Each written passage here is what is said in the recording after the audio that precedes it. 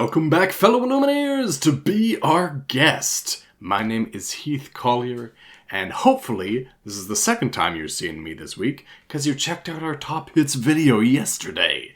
But if you want to skip the Top Hits video and just dive straight into these deep, hot takes, wow, that sounds really off.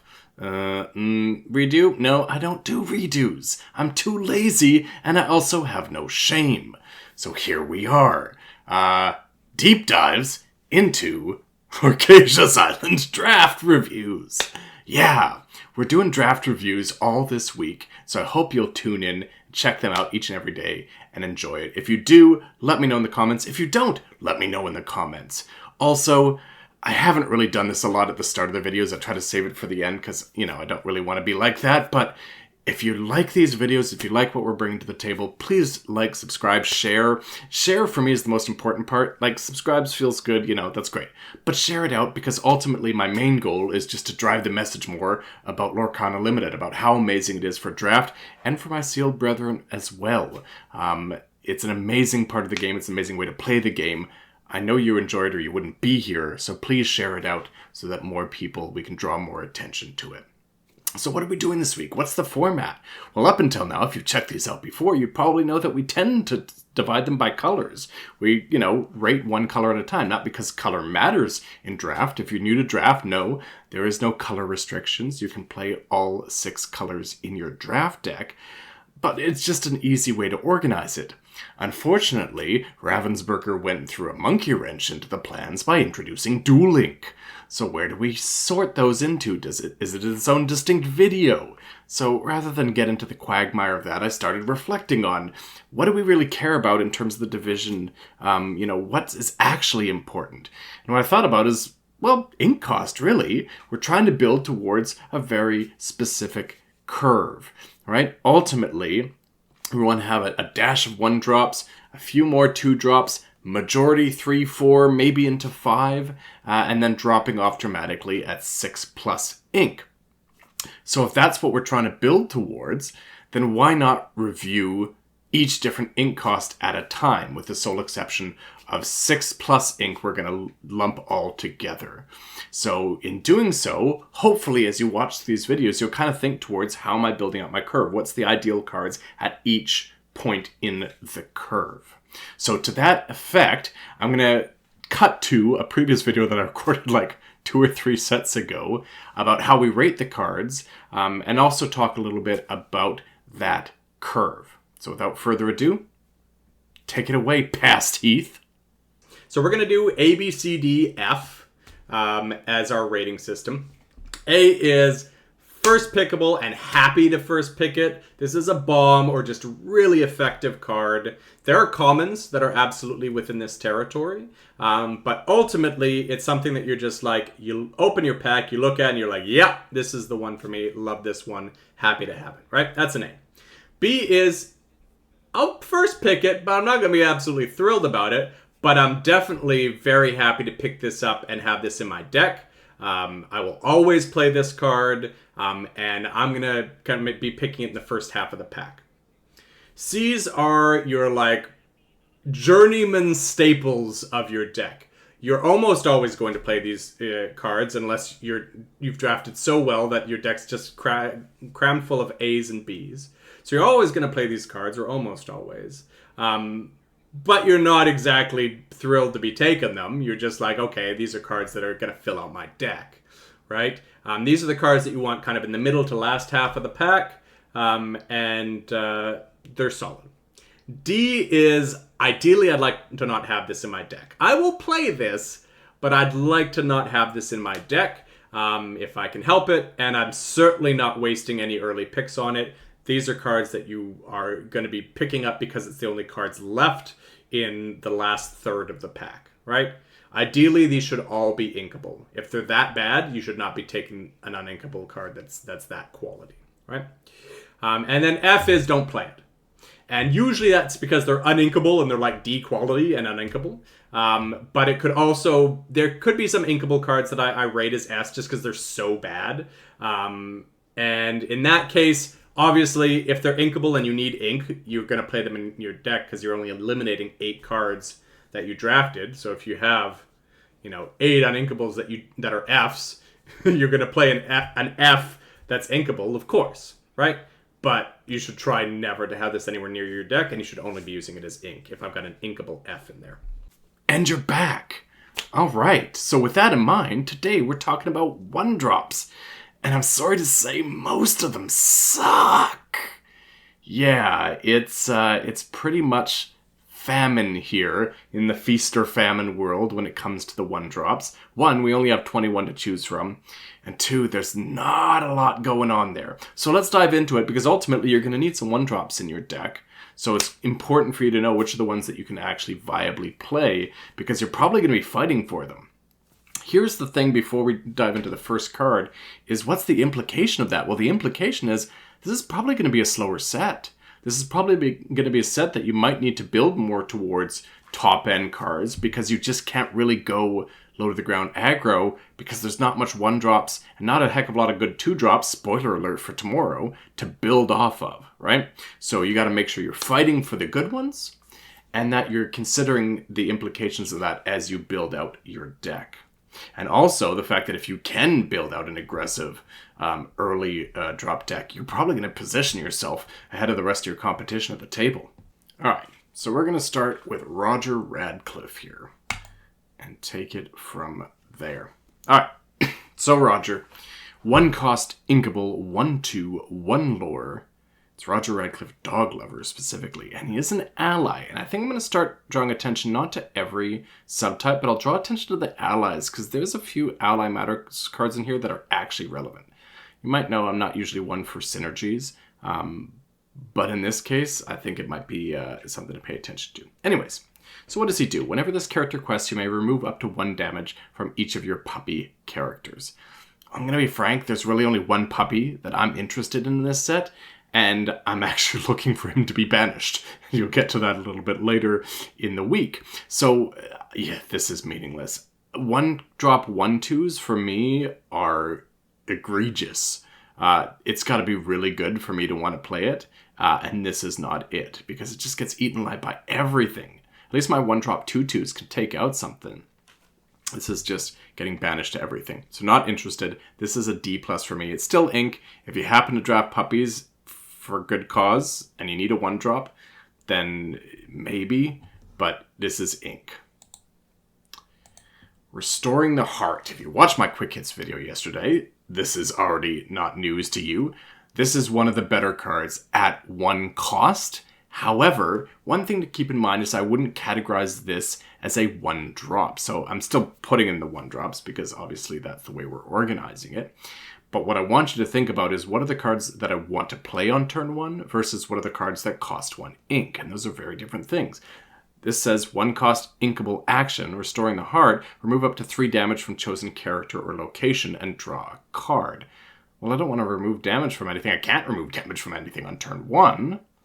So that part's irrelevant. So the only way I'm ever playing this on turn 1 is if I just want to cycle it. For those not familiar with other TCGs, cycle just means pay a cost to replace itself, right? Get rid of this and draw a new card. So if I pay this for 1 ink and don't remove any damage, I'm only just drawing the card. It's cycling. It's replacing itself, right?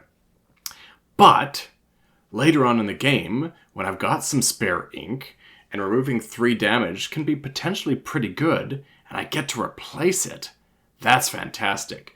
If any of you have followed me here before, you know that I'm not a huge fan of removing damage in this game. I think it's not impactful enough for spending a card on it. But if I can do that and replace the card, you best believe then all of a sudden I'm in, right? So that's the real big difference, right? Do I have to pay a card for this effect? No, right? Fantastic. Let's look at, so that's a B-. B- might help if I'm actually following suit on the ratings here. Can you tell that I only do this once every 3 months? So we've got Mr. Radcliffe here at a D+ and B-, so this will get shoved down as we go throughout. Or might not, because there ain't many to replace it. Actually, everything's going to be down here. All right, Amber Coil. 1-cost inkable item. Says, during your turn, whenever a card is put into your inkwell, you may remove up to 2 damage from chosen character. This is exactly what I was talking about. I have to spend a card to remove damage? No thank you. Right? Ultimately, this is about as good of the version of that as I've seen. You know, Coconut Basket cost 2, and I had to put a character into play. Amber Chromicon, I had to exert it, and I think I only removed, was it 1 damage from everything or 2 damage from 1? There was 2 items that were so similar in Shimmering Skies.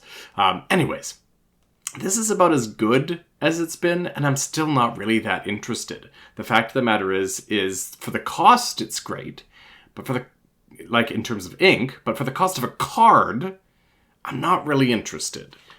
So I've got this at D+. I've got it as ink again. You could probably take it in like the low C range, but I've had way too many. I've never had a situation where someone's played remove damage from a character card on me that didn't draw a card. So like Julieta, Rapunzel, all those, great, obviously. But any cards that didn't draw a card and they played it on me, I've never lost. So until someone shows me a better way, I'm going to stick with that. You may have different experiences. If so, again, drop it in the comments, right? That's what we're here for. This is a discussion. I'm going to tell it to you like it's fact, but just because to me it makes the most sense. But I also want this to be a discussion, right? So just don't shy away from me coming back at you with it, right? Let's have some discourse. So next we've got Canine Crunchies. 1 cost inkable item. Your puppy characters gain +1 strength. This is inkable, but it's so bad I'm putting it under F. I just don't want you to include it in your deck because it's just so bad. Don't even touch it. Don't even touch it as ink. Don't be tempted by it. Run away. Next we got Paint. So Paint is a 1 cost inkable 1/3/1 lore vanilla. That's it. These have been in every set, to my knowledge, since we've played the game, and I've always been kind of down on them because ultimately the 1 strength kills me, right? I love the 1 cost 2/2s, which we'll get into in a little bit, the goons, but at the end of the day, the 1/3s don't really interest me. However, in this set, we are so low on playable 1-drops, on 1-drop characters that actually have value, right? This versus Roger, the 1/2, who's probably not going to do anything anyway. So I'd much rather the extra willpower. I still have it at a C- because I just don't want to play it, but this might get bumped up because of just how bad 1-drops are in this set. So I'm not going to blame you for taking it higher. Speaking of terrible 1-drops in this set, Merlin, Clever Clairvoyant, 1-drop inkable 0/1 lore, with the ability whenever this character quests, name a card, then reveal the top card of your deck. If it's the named card, put it into your inkwell face down and exerted, otherwise put it on the top of your deck. You're not having really any way to sort the top of your deck. I'm sure there's something in here that I've forgotten, but it doesn't matter. It's not good enough for me to remember. And even if it were, to combine it with something like this, such a fragile character, that your best case scenario is ramping a couple times, this is another F. It is inkable, but you should steer away from it. I mean, maybe it's a D- because it's ink and can quest for 1 lore, but it's as bad as D gets, so I'm going to bump it down to F as soon as I need room on this line. Dolores Madrigal within earshot. What are you doing, Dolores? 1 cost, inkable, 1/2. Again, 1 lore. Whenever one of your characters sings a song, chosen opponent reveals their hand. Again, I guess this is slightly better because it's a 1/2 versus a 0/1 than Merlin. But again, it's practically an F in that it's just so bad. I'll include this as ink because at least it quests for lore, but probably only once. Speaking of which, we have Pete, Pirate Scoundrel, 1 cost inkable, 1/2/1 lore. Whenever you play an action that isn't a song, you may banish chosen item. There's hardly any items worth banishing. You're not often playing actions. Why do you want this 1 cost 1/2? Its ability is going to happen slightly more than Dolores's, so I guess I'll put it above that on the D train. But at least they're inkable. Then we have Lady Elegant Spaniel. 1 cost uninkable 1/2/1 lore. With, well, you have a character named Tramp in play, this character gets +1 lore. The Tramp isn't that good. You're probably not going to, draft that many of him, even if he was. And even if he was good and you drafted a few of him, you're probably not going to see him. And even if you did, you combine that with a 1-drop 1/2. All of these things make this a hard F. More so than Canine Crunchies, because at least that's inkable. Wake Up Alice. I love how I don't even have to look at my ratings for these. It's just so obvious.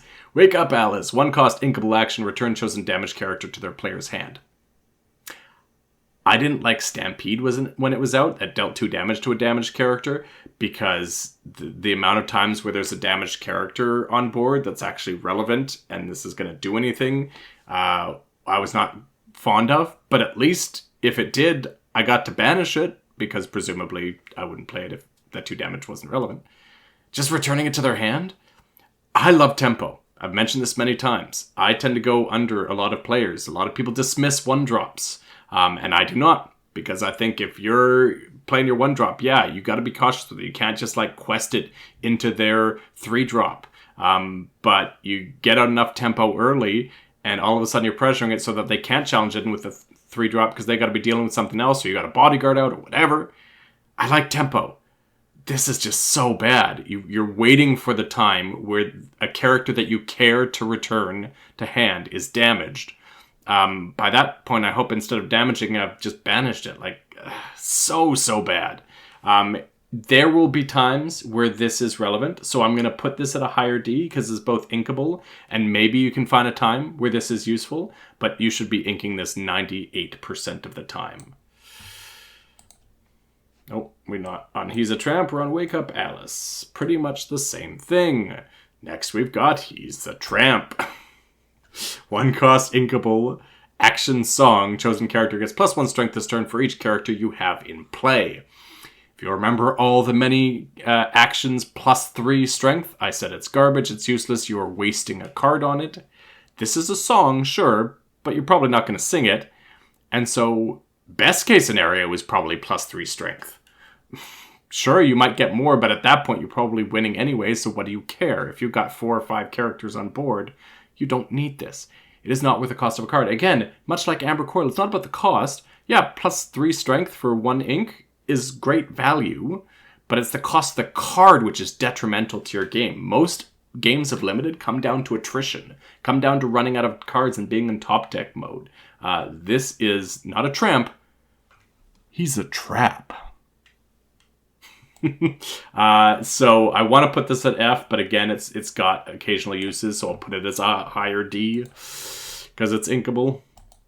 Card Soldiers. Okay. So Mr. Stephen Gettle, who you will see later in this week, we recorded the 5-drops already, has brought me up a little bit on this. 1 cost inkable, 1/2, 1 lore. While a damaged character is in play, he gets +2 strength. But Heath, you just said there isn't damaged characters all that often. I said there isn't damaged characters that you care about. It's got to be your opponent's character for Wake Up Alice, or presumably you would only want to play it on your opponent's character. And it's got to be the right character. This has just got to be any damaged character. Yours, your opponent's. Okay, so this is going to happen much more often in a situation that you care about. So there's a decent amount of times where it's going to be a 1 cost 3/2. Great, right? Yes and no. On turn 1, it's awful. It's a 1 cost 1/2. It's going to be a few turns before you probably have a damaged character sticking on the board. Probably turn 4 at the earliest, 5 or 6. Before that point, probably the damaged characters aren't sticking on the board. They're trading, right? So you're probably having to wait to drop this till later in the game for it to be relevant, at which point you've probably been tempted to just ink it. What does that equate to? A 1 cost 3/2 is still really efficient, right? So we can't dismiss that. So I've got it at a C+, and I think I'm happy with it there, just because it feels like it's probably is going to be less powerful than it looks like it's going to be. And I think most of the time I would just rather play with a 1 cost 2/2 that's always going to be a 2/2 and not really have to worry about it. But we're so starved for good 1-drops that you probably have to take this anyway. All right. Next, we've got Toby. Dogged Companion, 1 cost, uninkable, 3/1, 1 lore, vanilla, that's it. So this is pushing the stat line as far as it's gone to this point without being reckless. So I like that. The uninkable, I don't like. It doesn't strike me yet, and I probably won't really get a feel for this until I've played this set more, but the uninkable count in cards that I really care about doesn't seem particularly high to me. Not like Shimmering Skies. I love Shimmering Skies because you really had to make tough choices around your uninkable count. This one feels less so you'll probably be fine, but you're not going to be first picking Toby anyway, so just be careful when you do pick him. Keep track of how many uninkables you have, but assuming you can afford to take him just on face value, really efficient, right? Now, he's going to lose to a lot of those 1/2s that are floating around, but if your opponent's drafting the 1/2s, you're probably feeling pretty good already. So what you're going to do most of the time is play him out on 1, maybe quest turn 2 if he's not at threat from those 1/2s, right? And then, assuming you get that one more quest, or that one quest in, or even if you don't, hold him back until you can get a really desirable trade. If this can trade up to a 3 cost or some 4 drops, that's fantastic. Great efficiency, right? It's going to really cause your opponent to not want to quest with their 3 and 4 drops that would trade with this, because they're like, I don't want to trade this for a 1 drop.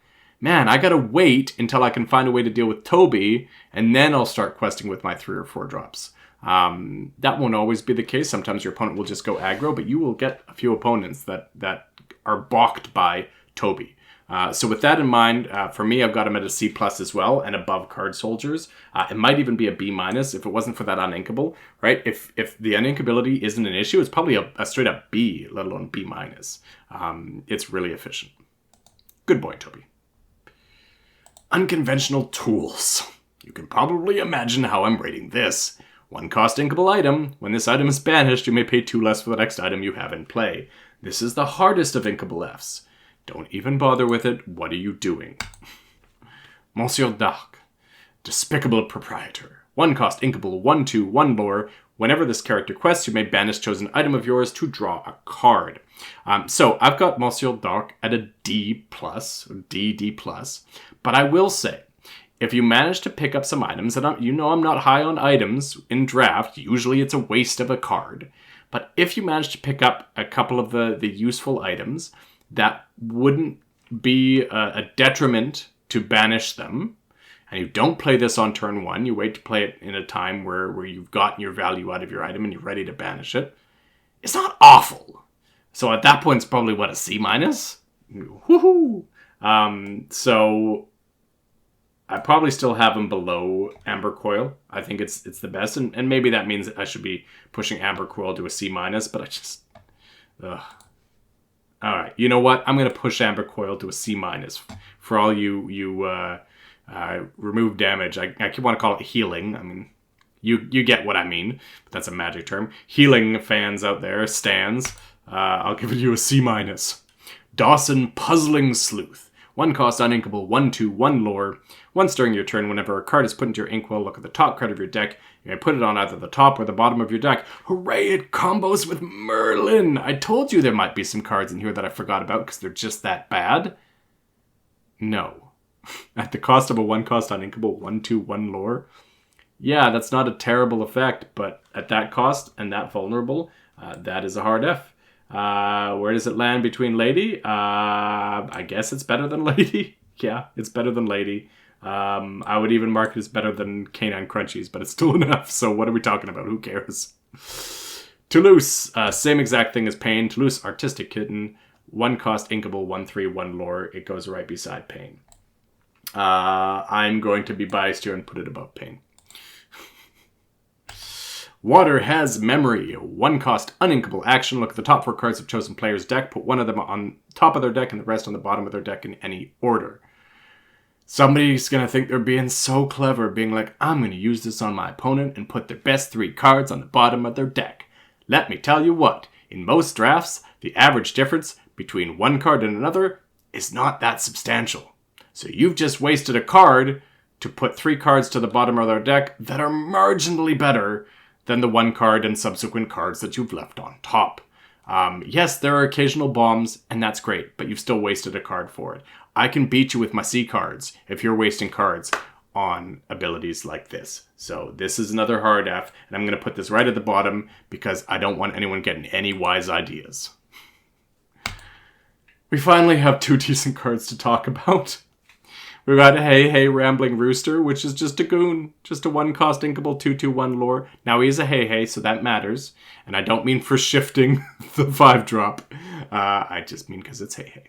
I'm typically a big fan of the goons in their draft sets, and that's when there's 3 or 4 of them. This is literally the only one in this set. It is the only 2 willpower, 2 strength or more character that is always that way.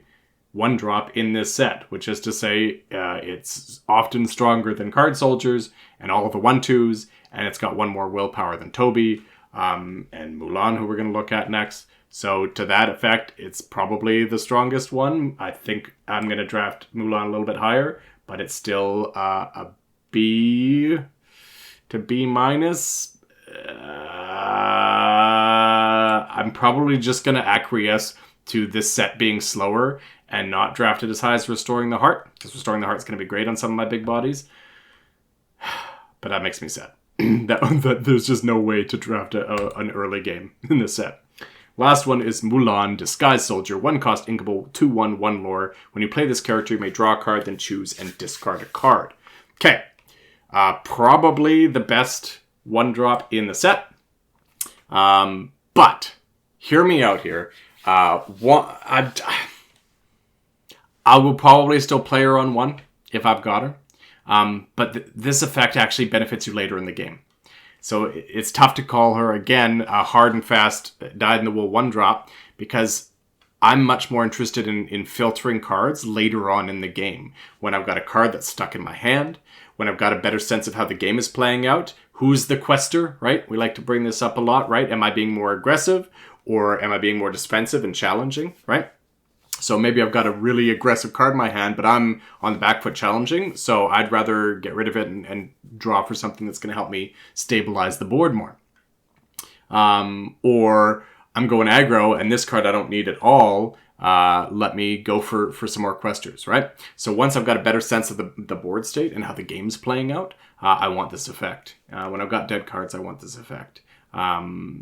When I hit another one of my inkable Ds and I'm already at as much ink as I want to have on the board, I want this effect. So don't play this out early if you don't feel like you've got a hand that necessitates having a 1-drop, 2-drop, 3-drop. If you can just ink and pass on the 1-drop, do so and hold this out for later. All right. And that's it. We're not even 20 minutes and we're done because there's so few and there's so little to talk about. The 1-drops are really unfortunate this set. So just keep that in mind as you're drafting. This is going to have a big impact on the way this set plays out. So good luck, everyone. See you all tomorrow and look forward to hearing more about all your successes in draft. Thank you so much for checking this out. I really appreciate it. And we'll see you next time.